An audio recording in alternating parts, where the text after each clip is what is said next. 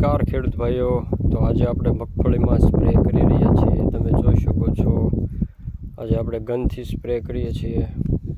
આગળ તમને બતાવશું મગફળીમાં અત્યારે જે એક્ઝાકોનઝોલ છે 5% SC ફૂગની દવા, તેની સાથે ઈયળની લાર્કિલ્સ અને ફૂગ માટેનો પાવડર MT70 એગ્રોસ્ટારનો। તો હવે આપણે બતાવશું કેવી રીતે આપણે ગનથી સ્પ્રે કરીએ છીએ મિત્રો। તો તમે જોઈ શકો છો આપણે ગનથી સ્પ્રે શરૂ છે અત્યારે મગફળીમાં। પ્રેશર જુઓ તમે, પ્રેશર ધુવાડો થાય, ધુવાડો।